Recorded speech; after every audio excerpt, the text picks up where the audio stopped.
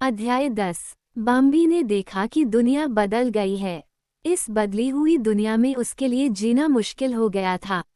वे सभी अमीर लोगों की तरह रह रहे थे और अब वे खुद को गरीबी में पा रहे थे।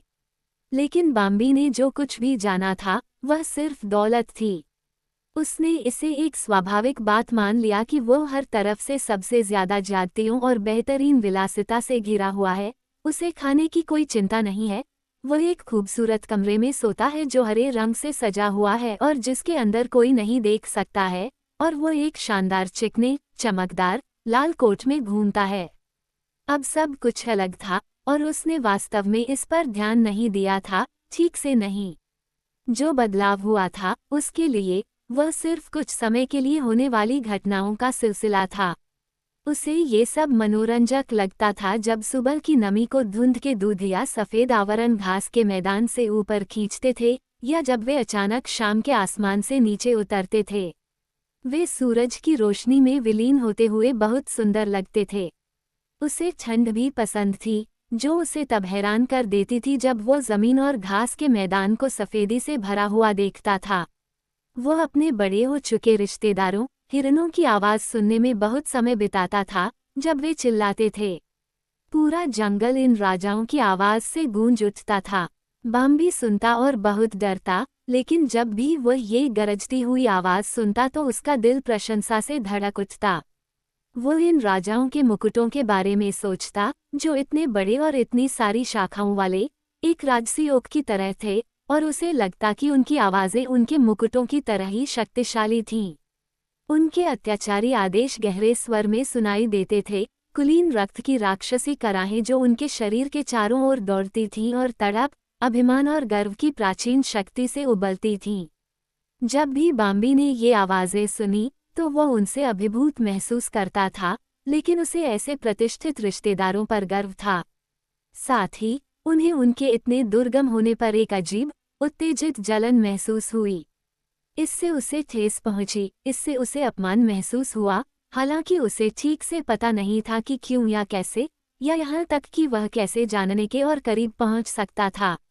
जब राजाओं के संभोग का समय समाप्त हो गया और उनकी गरजती हुई चीखें शांत हो गईं, तभी बाम्बी ने एक बार फिर से दूसरी चीज़ों पर ध्यान देना शुरू किया। जब वह रात में जंगल से गुजरता था या दिन में अपने कमरे में लेटा होता था, तो उसे पेड़ों से गिरते पत्तों की फुसफुसाहट सुनाई देती थी। हर पेड़ की चोटी, हर टहनी से हवा में टपकती हुई सरसराहट की आवाज़ें लगातार आ रही थीं। चांद की कोमल चांदी जैसी रोशनी लगातार धरती पर आ रही थी। इसे सुनकर जागना बहुत अच्छा लगता था और इस रहस्यमयी उदास फुसफुसाहट के साथ सोना बहुत अच्छा लगता था।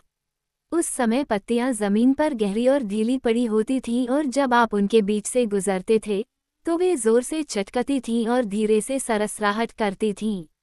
हर कदम पर उन्हें एक तरफ धकेलना मज़ेदार था क्योंकि उनकी परतें बहुत गहरी थीं। वे एक शश शश की आवाज़ निकालते थे जो बहुत महीन, बहुत हल्की और चांदी जैसी होती थी। ये बहुत उपयोगी भी था क्योंकि इस समय सुनने और सूंघने में बहुत ज़्यादा मेहनत करने की ज़रूरत नहीं थी। सब कुछ बहुत दूर से सुना जा सकता था। जरा सी हलचल से पत्ते सरसराने लगे, वे चिल्लाने लगे, शश शश। कौन चुपके से तुम्हारे पास आ सकता है? कोई नहीं। लेकिन फिर बारिश शुरू हो गई। सुबह से लेकर देर शाम तक बारिश होती रही, शाम से लेकर रात भर बारिश होती रही और फिर सुबह तक बारिश होती रही, फिर थोड़ी देर के लिए रुकी और फिर नए जोश के साथ शुरू हुई। हवा ठंडे पानी से भरी हुई लग रही थी, पूरी दुनिया उससे भरी हुई लग रही थी। अगर आप घास के कुछ पत्ते भी इकट्ठा करने की कोशिश करते तो आपका मुंह पानी से भर जाता और अगर आप किसी झाड़ी को खींचते तो पानी आपकी आंखों में और नाक में चला जाता। जमीन पर पड़ी पत्तियां अब सरसराहट नहीं करती थीं।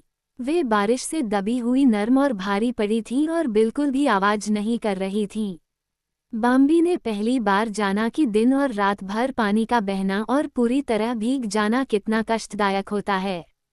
उसे अभी भी बहुत ठंड नहीं लग रही थी, लेकिन वह गर्मी के लिए तरस रहा था और उसे लगा कि पूरी तरह भीगते हुए इधर उधर घूमना कितना दुखद है। लेकिन फिर जब उत्तर से तूफानी मौसम आया तो बाम्बी को पता चला कि ठंड का क्या मतलब है? अपनी माँ के करीब रहना कोई बड़ी मदद नहीं थी। शुरू में, जाहिर है, उसे वहाँ लेटना और कम से कम एक तरफ से अच्छा और गर्म होना बहुत पसंद था। लेकिन तूफानी हवाएं पूरी रात और पूरे दिन और पूरे जंगल में चलती रहीं। ऐसा लग रहा था कि यह एक समझ से परे, बर्फ की तरह ठंडा क्रोध, एक पागल क्रोध से प्रेरित थी जो सभी पेड़ों को जड़ से उखाड़ कर ले जाना चाहती थी या किसी और तरह से उन्हें नष्ट कर देना चाहती थी। पेड़ों ने शक्तिशाली प्रतिरोध करते हुए दहाड़ लगाई, उन्होंने इस विशाल हमले के खिलाफ बहादुरी से लड़ाई लड़ी। आप उनकी लंबी खींची हुई कराहें, उनकी चरमराहट की आहें सुन सकते थे। जब उनकी शक्तिशाली शाखाओं में से एक टूटती थी तो एक जोरदार धमाका होता था। जब यहाँ वहाँ एक पेड़ का तना टूटता था तो गुस्से से भरी दरार, उसके शरीर पर हावी होने, टूटने और मारे जाने पर उसके सभी घावों से दर्द की चीख। लेकिन फिर कुछ भी सुनना असंभव हो गया, क्योंकि तूफान और भी अधिक हिंसक तरीके से जंगल पर टूट पड़ा और उसकी गर्जना ने अन्य सभी आवाज़ों को दबा दिया। अब बाम्बी को समझ में आ गया था कि ज़रूरत और गरीबी का दौर शुरू हो चुका है। उसने देखा कि बारिश और तूफानों ने दुनिया को कितना बदल दिया है। अब किसी भी पेड़ या झाड़ी पर एक भी पत्ता नहीं था। वे वहां खड़े थे और उनका सब कुछ लुट गया था। उनका पूरा शरीर नंगा था और साफ साफ देखा जा सकता था। वे दयनीय लग रहे थे क्योंकि उन्होंने अपनी नंगी, भूरी भुजाएं आसमान की ओर फैला रखी थीं। घास के मैदान की घास लथपथ और गहरे भूरे रंग की थी और इतनी छोटी थी कि ऐसा लग रहा था कि उसे जलाकर जमीन पर गिरा दिया गया हो। यहाँ तक कि वह जगह भी जहाँ बाम्बी और उसकी माँ सोती थी, अब दयनीय और खाली लग रही थी। चूंकि इसकी हरी दीवारें गायब हो गई थीं, इसलिए इसमें कोई गोपनीयता नहीं थी और हवा हर तरफ से बह रही थी। एक दिन एक युवा मैगपाई घास के मैदान के ऊपर से उड़ी। कुछ सफ़ेद और ठंडा उसकी आंख में गिरा, फिर दूसरा, और उसकी दृष्टि पर एक हल्का पर्दा डाल दिया। छोटे, मुलायम, चमकदार सफ़ेद गुच्छे उसके चारों ओर नाच रहे थे। मैगपाई ने अपने पंख फड़फड़ाए और लगभग रुक गई, लेकिन फिर खुद को ऊपर की ओर मोड़ा और आसमान में और ऊपर चली गई। व्यर्थ, नर्म, ठंडे गुच्छे बार बार वहां थे और वे उस पर और उसकी आंखों में गिरे। एक बार फिर उसने खुद को ऊपर की ओर मोड़ा और भी ऊपर उठ गई। बस परेशान मत हो, प्रिय, उसके ऊपर से एक कौवा बोला जो उसी दिशा में उड़ रहा था। बस हार मान लो। तुम इतनी ऊंचाई तक नहीं उड़ सकते कि इन बर्फ के टुकड़ों से बाहर निकल सको। ये बर्फ है न? बर्फ, मैगपाई ने आश्चर्य से कहा, क्योंकि वह अपनी ओर आने वाली प्रत्येक नई बर्फबारी से जूझ रही थी। हाँ, कौवा बोला, सर्दी आ गई है। ये बर्फ है, यही है। मुझे माफ कर दो, मैगपाई ने जवाब दिया, मैं मई में ही घोंसला छोड़कर आया हूँ। मुझे नहीं पता कि सर्दी कैसी होती है। हाँ, ऐसी बहुत सी बातें हैं, कौवा बोला, लेकिन तुम्हें जल्द ही पता चल जाएगा। ठीक है, अगर बर्फ ऐसी ही होती है, मैगपाई ने सोचा, मैं थोड़ी देर बैठना चाहूंगी। वह नीचे गई और एक एल्डर पेड़ की टहनी पर बैठ गई और खुद को हिलाने लगी। कौवा आलस से उड़ता रहा। पहले तो बाम्बी बर्फ देखकर खुश हुई। हवा शांत और हल्की थी, आसमान में सफ़ेद तारे तैर रहे थे और दुनिया की हर चीज़ एकदम नई लग रही थी। बाम्बी ने सोचा कि अब सब कुछ हल्का और खुशनुमा हो गया है, और जब सूरज निकला तो कुछ देर के लिए सब कुछ जगमगा उठा। सफ़ेद आवरण चमक उठा और इतनी शक्ति से चमक उठा कि वह काफ़ी चकाचौंध हो गया। लेकिन जल्दी बाम्बी ने बर्फ से खुश होना बंद कर दिया, क्योंकि भोजन ढूंढना मुश्किल होता जा रहा था। आपको बर्फ को एक तरफ खुरचकर हटाना पड़ता था और इसमें बहुत मेहनत लगती थी। तब जाकर लंगड़ी घास का एक छोटा सा टुकड़ा नजर आता था, और बर्फ आपके पैरों में भी कट जाती थी, इसलिए आपको सावधान रहना पड़ता था कि आपके पैर घायल न हो जाएं। गोबो पहले ही ऐसा कर चुका था, लेकिन जाहिर है गोबो ऐसा ही था, वह कभी भी बहुत ज्यादा सहन नहीं कर पाता था, और उसने अपनी माँ को बहुत परेशान किया। वे अब लगभग हर समय साथ रहते थे, और उनके पास पहले से ज्यादा संगति भी थी। इना अक्सर अपने बच्चों के साथ आती थी। मरीना, एक लड़की जो लगभग बड़ी हो चुकी थी, भी उनके साथ घुलने मिलने लगी थी। लेकिन शायद बूढ़ी श्रीमती नेतला ही सबसे ज्यादा बातचीत करने आती थीं। वो बिल्कुल अकेली थीं और हर चीज के बारे में उनकी अपनी राय थी। नहीं, उन्होंने कहा, मैं बच्चों के साथ और कुछ नहीं करना चाहती। यह एक ऐसी खुशी है जो मुझे वाकई बहुत मिल गई है। तब फालिन हमेशा कहती, फिर ऐसा क्यों, जब यह एक आनंद है। और श्रीमती नेतला क्रोधित होने का नाटक करती और कहती, यह एक बुरा प्रकार का आनंद है और मैं इससे तंग आ चुकी हूँ। सभी को बातचीत करने में बहुत मजा आता था। वे एक दूसरे के बगल में बैठते और बातें करते। बच्चों को सुनने के लिए पहले कभी इतना कुछ नहीं मिला था। अब 1 या 2 राजकुमार भी उनके पास आकर उनसे मिलने लगे। पहले तो उन्हें थोड़ा अजीब लगा, खासकर इसलिए क्योंकि बच्चे अभी भी उनसे कुछ शर्मीले थे। लेकिन ये जल्दी ही बीत गया और फिर एक खुशनुमा माहौल बन गया। बाम्बी राजकुमार रोनो की प्रशंसा करता था, जो एक प्रभावशाली सज्जन व्यक्ति था, और उसे युवा, सुंदर करुस के लिए एक तूफानी प्यार महसूस हुआ। उन्होंने अपने मुकुट उतार दिए थे और बाम्बी अक्सर उनके सिर पर 2 गोल, स्लीट ग्रे डिस्क को देखता था जहां ग्लैमर, वैभव और कई कोमल बिंदु देखे जा सकते थे। करुस बहुत सुंदर और प्रतिष्ठित लग रहा था। ये बहुत रोमांचक था जब राजकुमारों में से एक ने उसे बताया कि उसके साथ क्या हुआ था। रोनो के बाएं पैर पर एक बड़ी गांठ थी जो अब फर से ढक गई थी।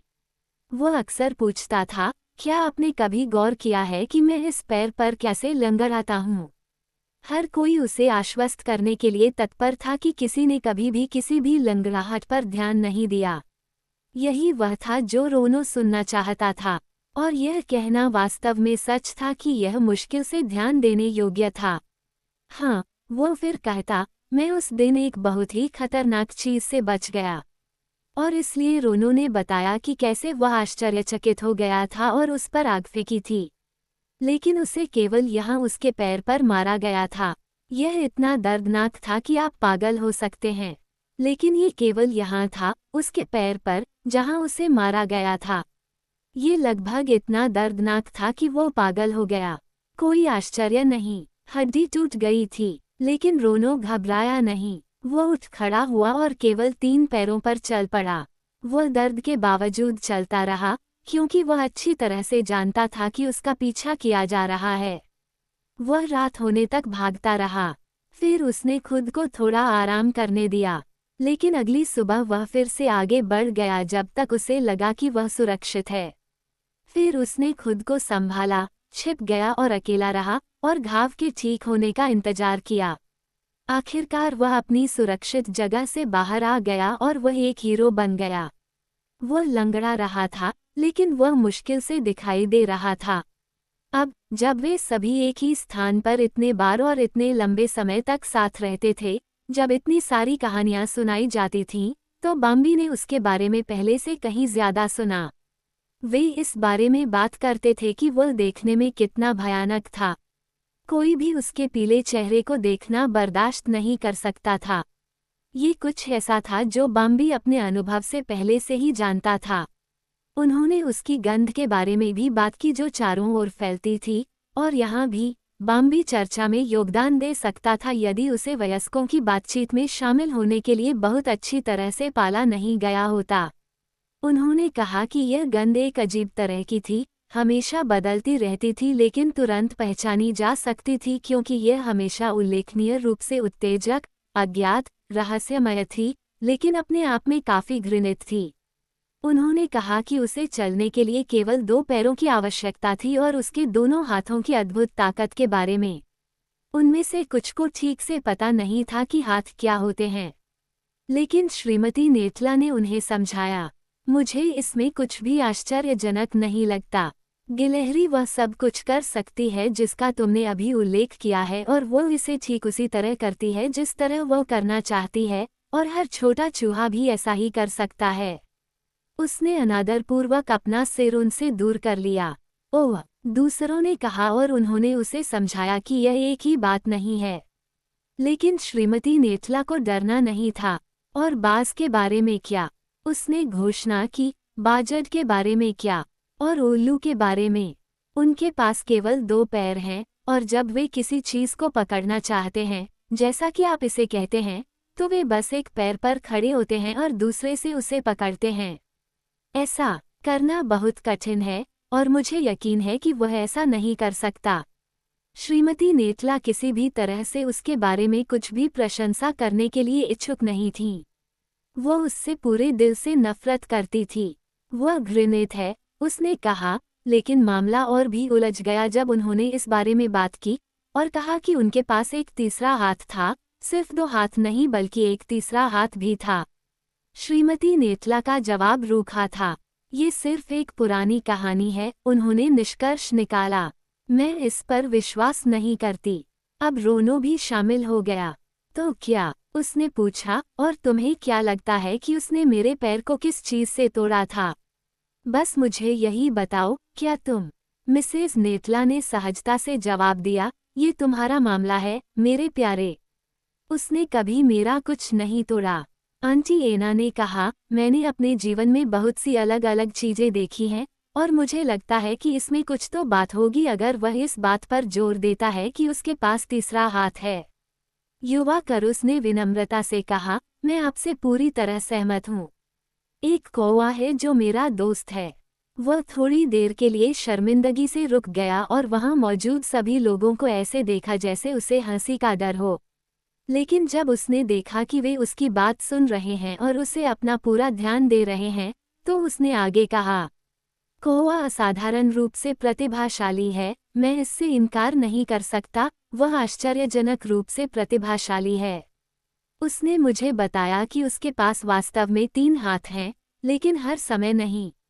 ये तीसरा हाथ है, कौवे ने मुझे बताया, वह सबसे बुरा है। यह अन्य 2 की तरह उसके अंदर से नहीं निकलता है, वह इसे अपने कंधे पर लटकाए रखता है। कौवा कहती है कि वह हमेशा बता सकती है कि वह या उसके जैसा कोई भी व्यक्ति खतरनाक है या नहीं। अगर वह तीसरे हाथ के बिना आता है तो वह खतरनाक नहीं है। श्रीमती नेतला हंस पड़ी। तुम्हारा ये कौवा बिल्कुल बेवकूफ है, करुस, मेरी बात मानो, मेरे प्यारे। अगर वह उतना ही चतुर होता जितना वह खुद को समझती है तो उसे पता होता कि वह हमेशा खतरनाक होता है, हमेशा। लेकिन बाकी लोगों के पास भी कुछ कहने को था, लेकिन उनमें से कुछ ऐसे भी हैं जो बिल्कुल भी खतरनाक नहीं हैं, बाम्बी की मां ने सोचा। आप इसे सीधे देख सकते हैं। तो क्या? श्रीमती नेतला ने पूछा। क्या आप तब तक वहीं खड़े रहते हैं जब तक वे आपके पास आकर नमस्ते नहीं कह देते? बाम्बी की मां ने धीरे से उत्तर दिया, बेशक मैं वहां खड़ी नहीं रहती, मैं भाग जाती हूँ। और फालिन ने कहा, तुम्हें हमेशा भाग जाना चाहिए। सभी हंस पड़े। वे इस तीसरे हाथ के बारे में बात करते रहे, और जैसे जैसे वे ऐसा करते गए, वे और अधिक गंभीर होते गए और उनके बीच इसकी भयावहता का भाव आया। जो भी था, तीसरा हाथ या कुछ और, ये कुछ भयानक था, कुछ ऐसा जिसे वे समझ नहीं पाए। उनमें से अधिकांश को इसके बारे में केवल दूसरों द्वारा बताई गई बातों से ही पता था, लेकिन उनमें से कुछ ने इसे अपनी आंखों से देखा था। वो वहां खड़ा रहता, बहुत दूर, बिना हिले डुले। ये समझाने का कोई तरीका नहीं था कि उसने क्या किया या ये कैसे हुआ, लेकिन अचानक गड़गड़ाहट जैसी आवाज होती, आग निकलती, और उससे इतनी दूरी पर भी तुम गिर जाते और तुम्हारी छाती फट जाती, और तुम मर जाते। जब वो उन्हें ये बता रही थी, तो वे सभी अपने सिर नीचे किए हुए थे, मानो उन्हें किसी अंधेरी शक्ति ने दबा रखा हो, जिसके पास उन पर कोई अकथनीय शक्ति हो। उन्होंने उसे देखने के कई अलग अलग वृतांत उत्सुकता से सुने, और हर कहानी डरावनी, खून और पीड़ा से भरी थी। उन्होंने ये सब समझ लिया और अभी भी जो कहा जा रहा था, उसे और सुनना चाहते थे। वे कहानियां जो शायद मनगढ़ंत रही होंगी, वे सभी परिकथाएं और किंवदंतियां जो उन्होंने अपने दादाओं और परदादाओं से सुनी थीं, और जब उन्होंने उन्हें सुना तो उन्होंने अनजाने में ही सीख लिया था, हालांकि वे अभी भी भयभीत थे कि इस अंधेरी दुनिया के साथ शांति कैसे बनाई जाए या कम से कम इससे दूर कैसे भागा जाए। ऐसा कैसे हो सकता है? युवा करुस ने काफी निराश होकर पूछा कि वह इतनी दूर रहते हुए भी आपको गिरा सकता है। क्या आपके चतुर कौवे ने आपको यह नहीं समझाया? श्रीमती नेतला ने व्यंग्य किया। नहीं, करुस ने मुस्कुराते हुए कहा, वह कहती है कि उसने अक्सर ऐसा देखा है, लेकिन कोई नहीं जानता कि इसे कैसे समझाया जाए।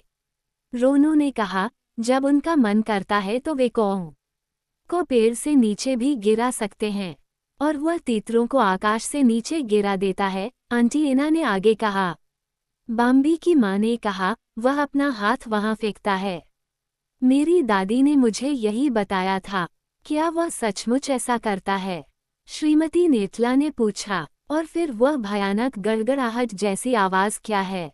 जब उसका हाथ उसके शरीर से अलग होता है, बाम्बी की माँ ने समझाया, एक आग की लपट होती है और यह गड़गड़ाहट जैसी आवाज़ करती है।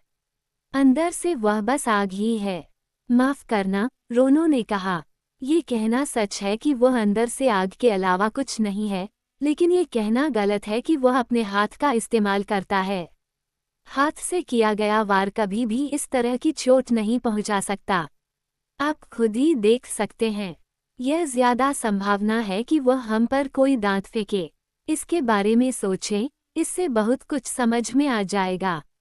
और इसलिए आप मर जाते हैं क्योंकि वह आपको काटता है। युवा करुस ने गहरी सांस ली। क्या वह हमारा पीछा करना कभी बंद नहीं करेगा? फिर मरीना बोली, लड़की अब लगभग वयस्क हो चुकी थी। इसका मतलब है कि एक दिन वह आएगा और हमारे साथ मिल जाएगा और हम जैसे ही सौम्य होंगे। वह हमारे साथ खेल खेलेगा, जंगल में हर कोई खुश रहेगा और हम साथ मिलकर शांति बनाए रखेंगे। श्रीमती नेतला जोर से हंस पड़ी। ये सबसे अच्छा होगा कि वह जहाँ है वहीं रहें और हमें अकेला छोड़ दें। तुम्हें ऐसी बातें नहीं कहनी चाहिए, आंटी एना ने उसे डांटा। और फिर क्यों नहीं? श्रीमती नेतला ने जवाब दिया, क्योंकि वह और भी ज्यादा गुस्से में आ गई थी। ये वास्तव में ऐसा कुछ नहीं है जिसकी मैं कल्पना कर सकती हूँ। उसके साथ शांति बनाओ। जब से हम सोच पाए हैं, तब से वह हमें और हमारी बहनों, हमारी माताओं और हमारे भाइयों को मार रहा है। जब से हम दुनिया में आए हैं, उसने हमें कभी चैन से नहीं छोड़ा। जब भी वो हमें देखता है, हमें मार डालता है। और तुम उसके साथ शांति बनाना चाहती हो। ये बहुत बेवकूफ़ी है। मरीना ने अपनी चमकती आंखों से सबको देखा। शांति बनाने में कोई बेवकूफ़ी नहीं है, उसने कहा। हमें शांति बनानी है। मैं कुछ खाने के लिए जा रही हूँ, श्रीमती नेतला ने कहा और वो मुड़ी और भाग गईं।